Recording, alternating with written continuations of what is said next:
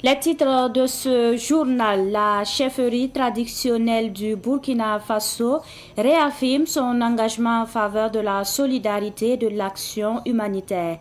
Dans cet élan de soutien aux populations, le Mogonaba Bango a posé un geste fort en appuyant l'initiative présidentielle Faso-Mebo à travers la remise d'un important don au Palais Royal. Un acte symbolique au cœur de ce journal. Le secteur de la santé à Ouagadougou se renforce avec l'ouverture de la clinique Les Oliviers. Ce nouveau centre de santé ambitionne d'alléger la pression sur les structures sanitaires existantes et d'améliorer l'accès des populations à des soins de qualité. Les détails à suivre également dans ce savant soir. Voilà pour les titres de ce savant soir. Mesdames et messieurs, bonsoir. Ravi de vous retrouver pour le point de l'actualité sur Savant TV. Bienvenue à tous. Et puis nous débutons par cette actualité. Les autorités burkinabées réagissent à l'extradition de l'ex-président Paul-Henri Damiba après le communiqué du gouvernement togolais. Dans un communiqué, le gouvernement burkinabé traduit sa reconnaissance à la République du Togo. Pour le ministère de la Justice à burkinabé, cette extradition réalisée à moins de 2 semaines après l'émission du mandat d'arrêt international a été possible grâce à la détermination des autorités burkinabées à traiter avec exigence les dossiers liés à la sûreté nationale et à leur bonne coopération judiciaire sous-régionale. L'ex-dirigeant Paul-Henri Sandaogo Damiba est poursuivi pour des actes de déstabilisation et d'atteinte à la sûreté de l'État, de détournement et de deniers publics et de blanchiment de capitaux. Je vous l'annonçais en titre, un nouveau centre de santé. La clinique Les Oliviers a ouvert ses portes hier. Située à la ZAD, elle vient désengorger les centres de santé existants qui sont beaucoup sollicités. Retour sur la cérémonie d'ouverture avec notre reporter Germaine Farama. La clinique Les Oliviers, ce nouvel établissement sanitaire, vient proposer des soins de santé aux Burkinabés, particulièrement aux populations de la ZAD et environnants. Un centre de santé qui vient en appui aux autres structures sanitaires déjà existantes. L'ouverture de cette clinique s'insère aussi dans la dynamique de promotion de la santé engagée par les autorités burkinabées. Aujourd'hui, nous n'ouvrons pas simplement les portes d'un établissement de santé. Nous ouvrons un engagement envers la vie, envers la dignité humaine, envers notre pays.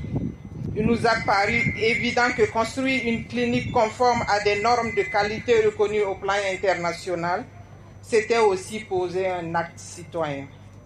Car il n'y a pas de relèvement durable sans santé.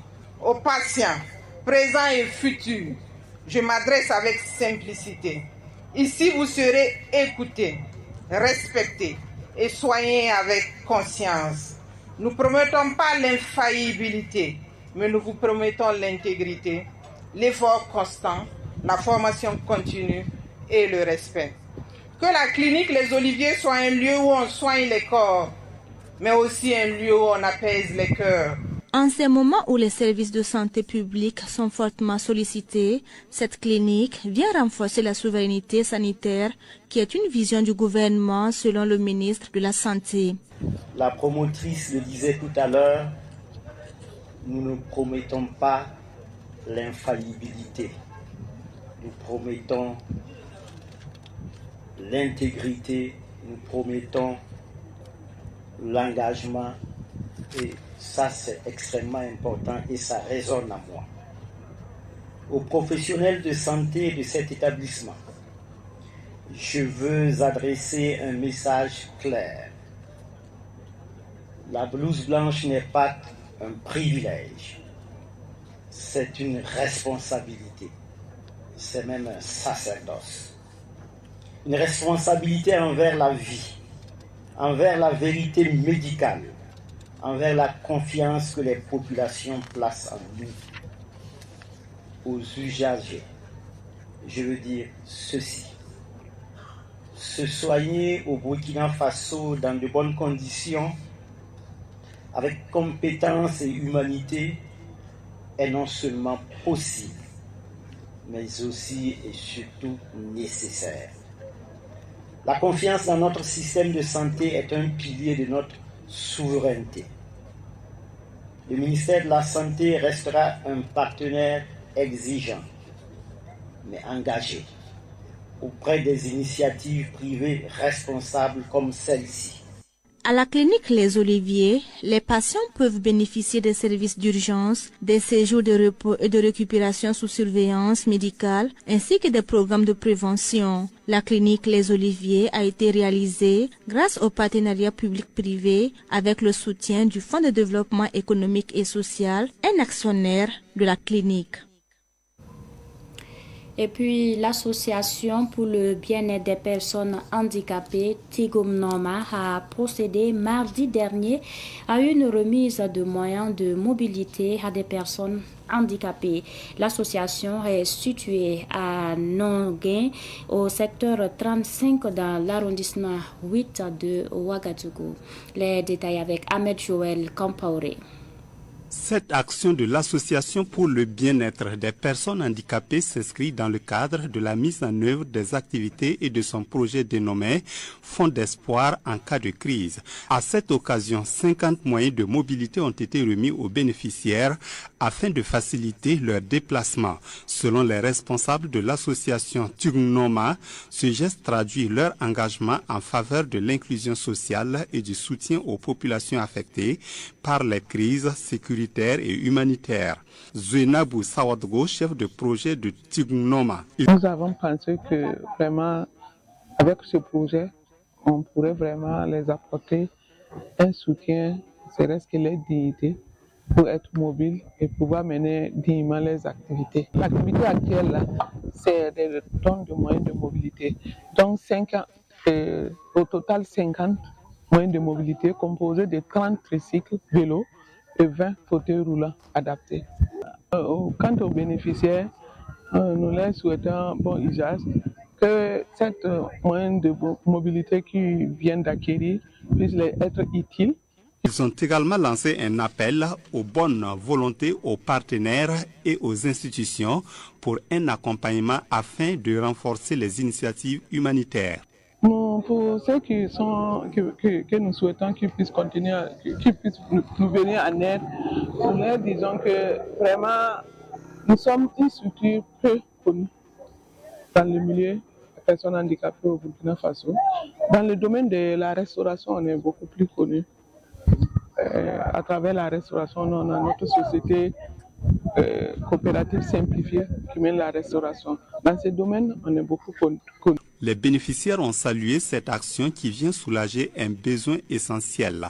Ils ont exprimé leur reconnaissance à l'association et à ses partenaires tout en formulant le vœu de voir se multiplier de telles actions en faveur des personnes en situation de handicap et des populations vulnérables. Vraiment, on est très contents. On remercie beaucoup l'association Tignoma et la fondation Global Giving pour le projet qu'ils ont vraiment donné à Tignoma. Ça va sauver beaucoup de personnes handicapées. Vraiment, on les remercie beaucoup. Leur aide, en tout cas, a vraiment sauvé beaucoup de vies et beaucoup d'handicapés qui étaient vraiment dans le besoin, surtout les kits alimentaires et les moyens de mobilité. Ils auront les fauteuils pour se déplacer à la maison pour pouvoir faire leurs activités. À travers cette cérémonie, l'association Tignoma réaffirme son rôle d'acteur clé dans le domaine de la solidarité et de la cohésion sociale en plaçant l'humain au cœur de ses priorités. La cérémonie a pris fin avec des prestations artistiques.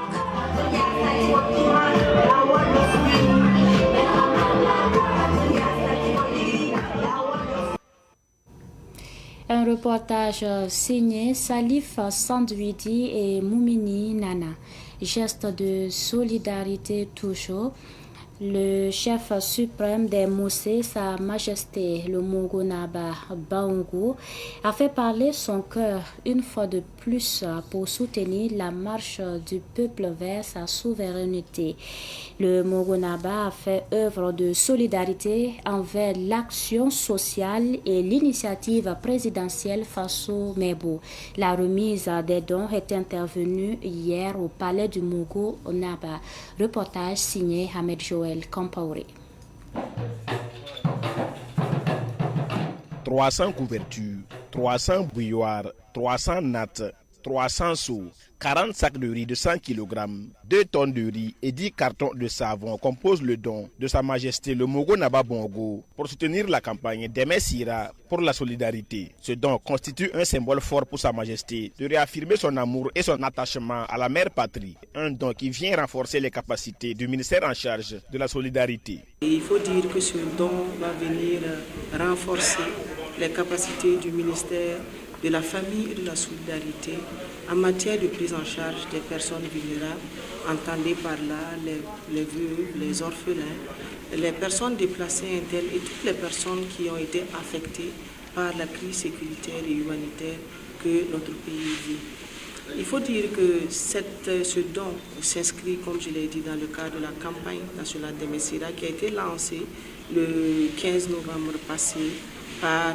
le camarade Premier ministre et qui a été l'occasion pour lui d'inviter les Burkinabés à se ressourcer dans nos valeurs endogènes de solidarité, d'appeler les Burkinabés partout où ils sont, de poser des actes de solidarité envers ceux qui en ont le plus besoin. Pour le ministre lieutenant-colonel Pélagie Cabré, ce don de Sa Majesté est un signal fort de solidarité pour le Burkina. Nous pensons que Sa Majesté, en tant que leader coutumier et religieux, vient de poser un acte fort et de donner un signal fort à tous les Burkinabés, en ce qu'il a parfaitement incarné les valeurs de solidarité endogène que lui-même il prône, et aussi il appelle les Burkinabés à lui emprunter le pas pour qu'ensemble nous puissions prendre en charge nos personnes vulnérables. En plus de l'action de la solidarité, Sa Majesté le Mogo Naba Bongo a aussi fait un don pour soutenir Faso Mebo. Le commandant Zournoma Ahmed Sakandé, coordonnateur de Faso Mebo, reçoit des mains de Sa Majesté 50 brouettes, 100 pelles, 100 râteaux, 50 trouelles, 160 tonnes de granit, 160 tonnes de sable, 20 tonnes de ciment et une bétonnière. Ce don de Sa Majesté, nous l'accueillons avec une immense fierté, mais c'est surtout la symbolique de ce don. Parce que par ce don, Sa Majesté montre à tout le monde que Faso Mebo, c'est l'affaire de tous.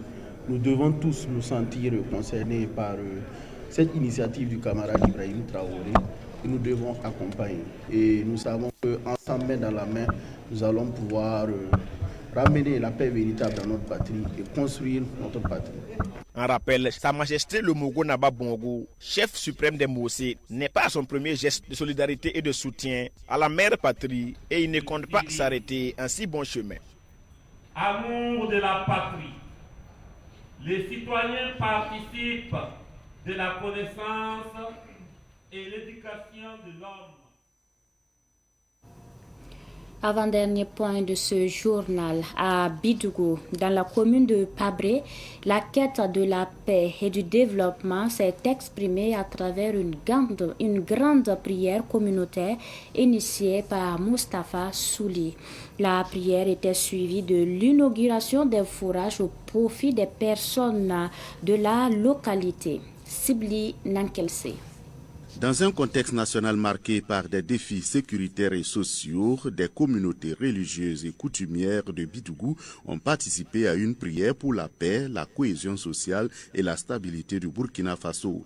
À l'initiative de Moustapha Souli, leaders religieux, coutumiers et population se sont mobilisés pour implorer Dieu. Notre association s'est fixée pour objectif de rassembler les communautés religieuses et coutumières pour prier pour la paix et la cohésion sociale, mais aussi prier pour le président du Faso et son gouvernement afin que Dieu les protège contre les ennemis.